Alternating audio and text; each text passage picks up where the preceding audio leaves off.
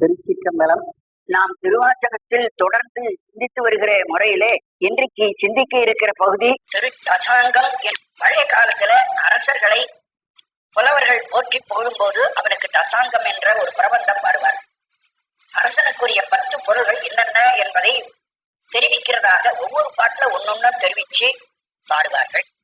அது என்னன்னா, அரசனுக்கு உரிய மலை, அவனுக்கு சொந்தமான மலை எது, அவனுடைய நாடு எது, அவனுடைய ஊர் எது, மலை, நதி, நாடு, நதி, அவனுக்கு உரிய ஆறு எது, அப்புறம் அவனுக்கு ஏறுகிற குதிரை, அவனுக்கு சொந்தமான யானை, அவன் முழங்குகிற முரசு, அவன் போட்டிருக்கிற மாலை, இவைகள்லாம் என்ன, அவனுடைய ஆணை, அவன் செலுத்துகிற ஆணை எப்பேற்பட்ட ஆணை என்பது போல 10 விஷயங்களை சொல்வார்.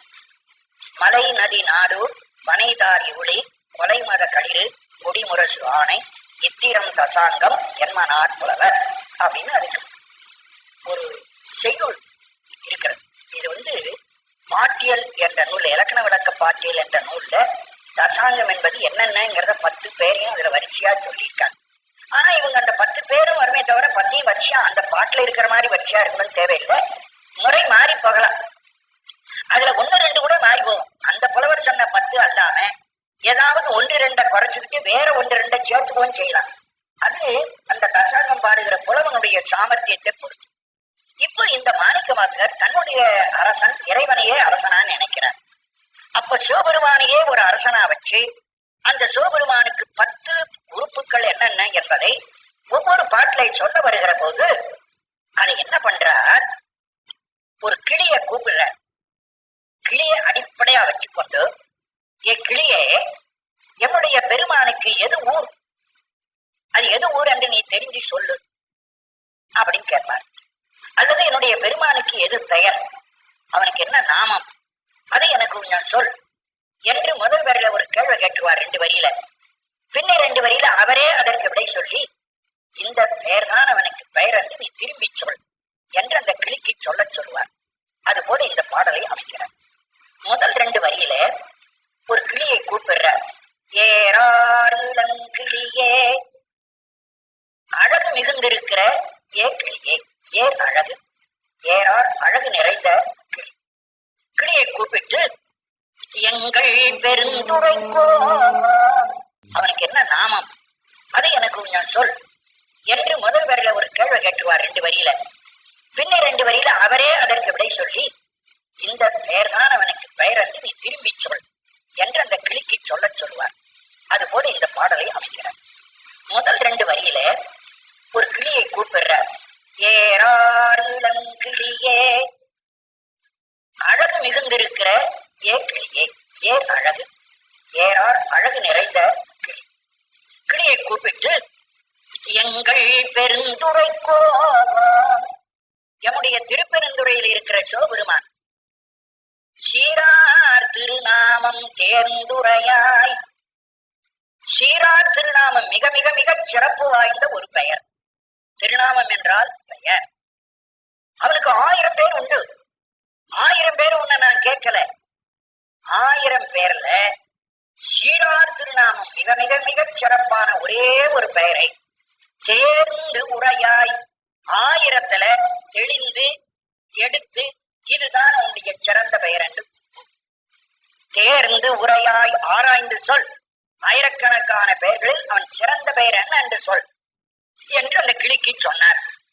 கிளிக்கு தெரியல, இவரே சொல்லித்தர. அடுத்தாப்புல ஆரூரன், செம்பெருமான், வெண்மலரான், பார்க்கடலான், செப்புவ போல், இந்த 4 பேரும் கூறுவதை போல ஆரூரனும் செம்பெருமானும் வெண்மலரானும் பார்க்கடலானும் செப்புவ போல் 4 பேரும் என்ன சொன்னார்களோ அது போல 4 பேரும் அந்த சிவபெருமானுடைய நாமத்துல ஒரு பேரை சிறப்பா பேசியிருக்கிறார்கள். அது என்ன பெயர்? எம்பெருமான் தேவர் வீரான் என்று அவனுடைய பெயர், சிறந்த பெயர் தேவர் பெறான். தேவாதி தேவன், தேவர்களுக்கெல்லாம் பெரியவன், அதான் உயர்ந்த பெயர். அவன் சேப்பா இருப்பான், கருப்பா இருப்பான், நல்ல சந்தை வச்சிருப்பான் அப்படின்னு சொன்னா அதுல பெருமை இல்லை. மற்ற எல்லா தேவருக்கும் அவன் தான் யார் தலைவன், அவன் தான் பிரான், அவன் தான் வள்ளல் என்று சொல்லுகிறதுக்கு பார்ப்போ, அது இந்த தேவர் பிரான் என்று யார் சொன்னது? ஆறுவனும் செம்பெருமானும் வெண்மலரானும் பார்க்கடலானும் ஆகிய 4 பேர்களும் சொல்லி இருக்கிறார்கள். அந்த 4 பேரும் செப்புவ போல் சொல்லுவதை போல இந்த 4 பேர் யார்? ஆராய்வார். வெறுமை அவருக்கு பாட்டுல இருக்க சொல்லியே நான் திருப்பி படிச்சுட்டேன்.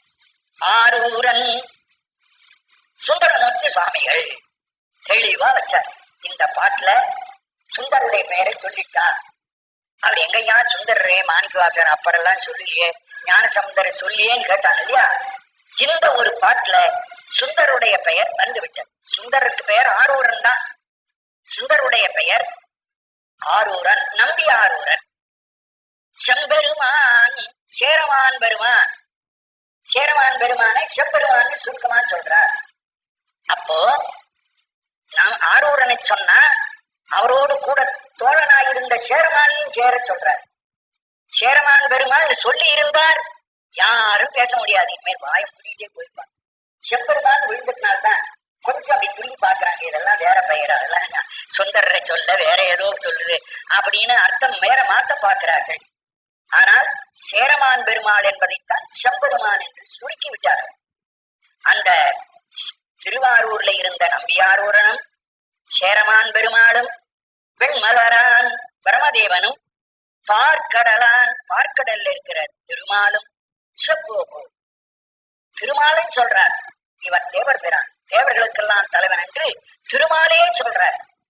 பிரம்மாவே சொல்றார் இவர் தேவர் பிரான், எல்லா தேவர்களுக்கும் தலைவர். அதையே சுந்தரமூர்த்தி சுவாமிகள் தம்முடைய தேவாரத்துல தேவர் பிரான் என்ற சொல்லை கையாண்டிருக்கார். இது இருக்கான ஒரு ஆராய்ச்சி பண்ண விடல.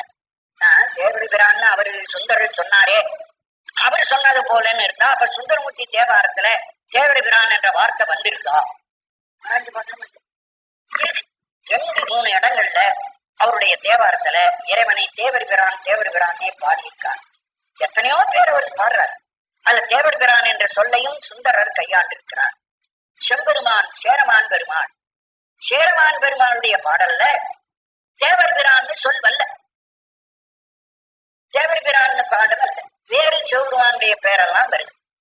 அப்போ செம்பெருமான் என்பது சேரமான் இல்லையா? வேற யாரா இருக்குமா? அப்படின்னா இல்ல, சேரமான் பெருமாள் தான் இருக்கணும். மறுபடியும் அந்த சேரமான் பெருமாளுடைய பாடலாம் திருப்பி திருப்பி பாடு. ஒரு பாட்டுல அவர் என்ன பண்றார்? நாமெல்லாம் தேவர்களை பார்த்து பிரான் என்று சொல்லுகிறோம் அல்லவா, அது போல அந்த தேவர்களுக்கெல்லாம் தலைவனாயிருக்கிற ஒருவன் என்று ஒரு பாட்டுல சொல்றார். விளக்கமா சொல்றார். தேவர் பிரான் என்பதை தேவர் பிரான் என்ற வார்த்தையால் சொல்லாவிட்டாலும் சேரமான் பெருமாள் தன்னுடைய பாட்டில என்ன அதை விளக்கம் பண்ணியிருக்கார். நாம் தேவர்களை நம்ம தேவர்களை நமக்கு பிரான் என்று சொல்றோம். எல்லா தெய்வங்களையும் நமக்கு தலைவன் என்று சொல்றான்னா தலைவன். நாம் தேவர்களை பிரான் என்று சொல்வது போல அந்த தேவர்கள் தனக்கு பிரான் என்று சொல்லப்படுகிற பெருமான் என்று சிவபெருமானை சொல்றார். அப்படியான தேவர் பிரான் தானே. தேவர் பிரான் என்ற சொல்லாட்சியை வைக்காவிட்டாலும் அதற்கு விளக்கம் தந்திருக்கிறார். அதனாலே செம்பெருமான் என்பது சேரமானே என்று நாம் தெளிவாக கொண்டு விட முடியும். ஆகவே இறைவனுடைய திருநாமங்களிலேயே மிக உயர்ந்த திருநாமமாக மாணிக்கவாசர் எதை கருதுகிறார்? தேவர் பிரான், அது தேவதேவன். இதுதான் தேவதேவன் என்றாலும் தேவர் பிரான் என்றாலும் மகாதேவன் என்றாலும் எல்லாம் ஒரே பொருள் தான். இதுதான் சிவபெருமானுக்கு பெருமை. மற்ற எல்லா கடவுளுக்கும் கடவுளாக இருக்கிறான் என்பதை விட வேற என்ன பெருமை வேணும்? அதனால்தான் அவர் சீரார் திருநாமம் என்று இந்த திருப்பெயரை சொன்னார். ஏதம் இரா இன்சொல் மரகதமே. முதல்ல கிளியேன்னு சொல்லிட்டார். இப்போ கிளியை மரகதமே என்ற வார்த்தையால் சொல்கிறார். மரகதம் என்பது பச்சை மணி. ஏன்னா கிளி பச்சையா இருக்குது. ஆகவே பச்சை கிளியே ஏன் மரகத மணியே கிளிதான். கிளிய வேறு சொல்லால் பயன்படுத்துகிறார். ஏதனிலா இன்சொல் குற்றமில்லாத இனிய சொல்லை பேசுகின்ற மரகதம் போன்ற பச்சை வண்ண நிறமுடைய பறவையே, ஏழ் ஒழிக்கும் நாதன் நம்மை ஆளுடையான், 7 உலகங்களுக்கும் தலைவன், நம்மை ஆட்கொண்ட பெருமான், நாடு உரையாய். அவன் எந்த நாட்டுக்கார்? அவனுடைய நாடு எது? சொல். மரகதமாகிய கிளியே அவனுடைய நாட்டை சொல் என்று கேட்டார். கிளிக்கு சொல்ல தெரியல, இவரே எடுத்து சொல்லிக் கொடுக்கிறார். காதல் அவர்க்கு மீளா அருள் புரிவான் காதலவர்க்கு அன்பாண்டு. யாருக்கு அன்பை கொடுக்கிறான்? தன்னத்துல யார் காதல் உடையவராய் இருக்கிறார்களோ அவர்களுக்கு அன்பாடுகிறான். காதலவர்க்கு, தன்னிடத்திலே அன்பு செலுத்துவாருக்கெல்லாம் அன்பை தானம் கொடுத்து ஆண்டு கொண்டு மீளா அருள் வருவான். தன்னை விட்டு பிரியாது தன்னத்திலே இருக்கும்படியான பேரொருளை செய்யக்கூடியவன். நாடு, அவனுடைய நாடு என்னவென்றால் என்றும் தென்பாண்டி நாடே தெளி. அவனுடைய நாடு தென்பாண்டி நாடுதான். அழகான பாண்டி நாடு அவனுடைய நாடு. எங்கிள்ளாய் அள்ளூரும் மலர்ந்தர்வால் ஆயமொழி, சிறந்த ஆராய்ந்த மொழியை பேசுகிற கிளியே, அள்ளூரும் அன்பர்வால், தித்திக்கின்ற அன்பர்களிடத்திலே அள்ளூறுதல் என்றால் சப்பு கொட்டுதல். வாய் சப்பு சாப்பிடும் போது ரொம்ப சுவைச்சு சாப்பிடார்கள் அல்லவா, சப்பு கொட்டி சாப்பிடாருன்னு சொல்றமே, அதான் அள்ளுறுதல். நாக்கிலே எச்சி ஊற ஊற சாப்பிடுதல். அள்ளூறுதல் என்றால் எச்சி ஊறுதல் என்று. அள்ளூரும் அன்பர்வால் மேய பெருந்துரையான் மெய்த்தார் என். திருப்பெருந்துருளை பெருமானது தார், அவர் அணிந்த மாலை என். அவர் அணிந்திருக்கிற மாலை என்ன மாலை? சிவபெருமானுக்கு ரொம்ப பிரியமான உயர்ச்சியான ஒரு மாலை என்ன என்று கேட்டா நாமெல்லாம் கொன்றை மாலைன்னு தான் சொல்லுவோம். பெரும்பாலும் சிவபெருமானுக்கு உரியதாக தேவாரங்களில் சொல்லப்படுறது கொன்றை பூதான். ஆனா இவரை வேறொன்று சொல்றார்.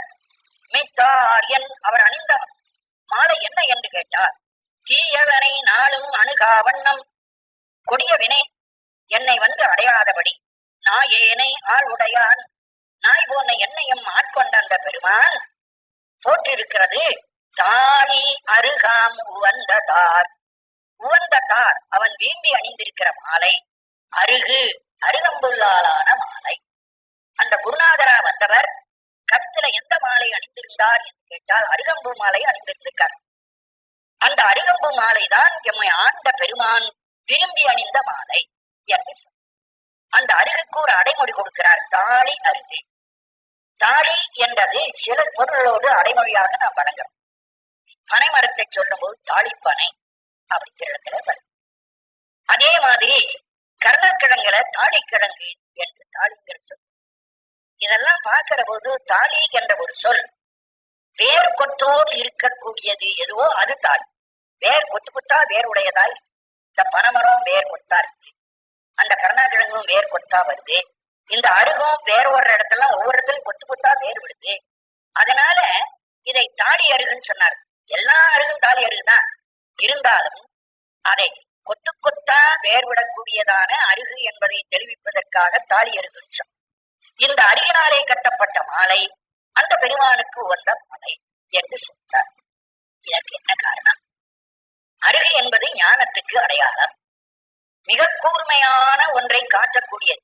அருகினுடைய நுனி இருக்க மிக கூர்மையான முனை. அந்த மிக கூர்மையான நுணுக்கத்தை உடைய அறிவு என்பதை காட்டுவதற்காகத்தான் இறைவன் அந்த அருகம்புல்லை மாலையாக அணிகிறார். விநாயகரும் ஞானத்துக்கு அறிகுறியாக பேசப்படுகிறவர். நாதம் ஒலி, ஒலி என்பதே ஞானத்தினுடைய அறிகுறி.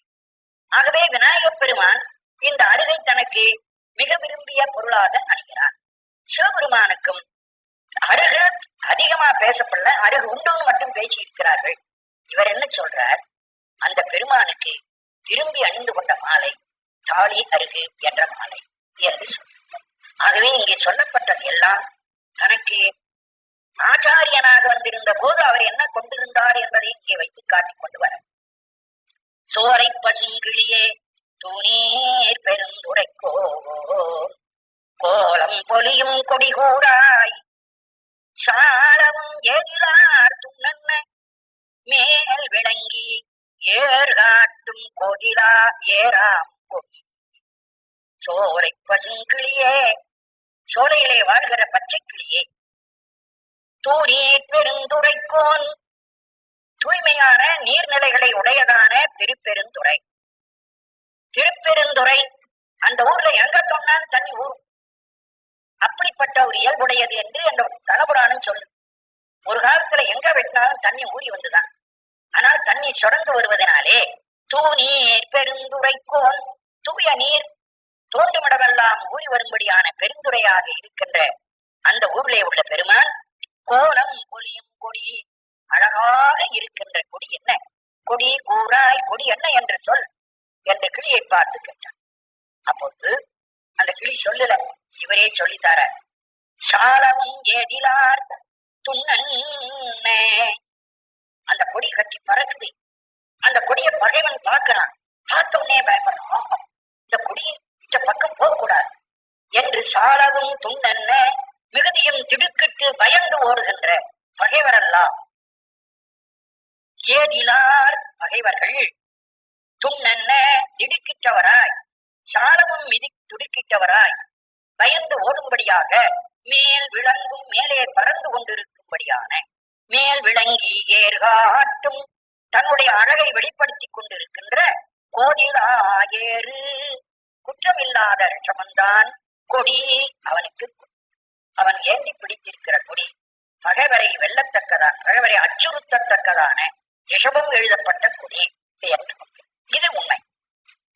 அதே மாதிரி கழுக்கடை சூலம் அவருக்கு ஆயுதம், ரிஷபம் அவருக்கு கொடி, அருகம்புல் அவருக்கு மாலை என்று சொல்லதெல்லாம் உருவகம் அல்ல. அவருக்கு நேரா அவருக்கு என்னென்ன உண்டோ அதையே சொல்லிட்டார். ஆனா பறை சொல்லும் போது நாதம் என்பது பறை, மலை என்பதற்கு திருவருள் என்பது மலை, குதிரை என்பது வேதமே அவருக்கு குதிரை என்று சொன்னதெல்லாம் உருவகப்படுத்தி சொன்ன வகை. ஆகவே தசாங்கத்தை பாடுகிறவர்கள் 10 பாட்டு பாடணும். 10 பாட்டில் அவனுடைய மலை, நதி, நாடு, ஊர், வனை, தார், இவுளி, கொலைமத, களிறு, கொடி, முரசு, ஆணை என்று சொல்லுகிற இத்தனையும் சொல்லணும். அப்படி சொல்லும் போது உண்மையாகவே ஒரு நாடு, ஊரு, அவங்க ஊர்ல இருக்கிற மலை அப்படிலாம் சொல்லிட்டு போலாம். முடியலன்னா உருவகப்படுத்தி சொல்லலாம் என்ற விதி இருப்பதனாலே சிலவற்றை உருவகப்படுத்தி சிலவற்றை நேராக சொல்லி இந்த பகுதியை நிறைவு செய்திருக்கிறார் என்ற அளவோடு என்ற பகுதியை நான் நிறைவு செய்து கொள்கிறேன்.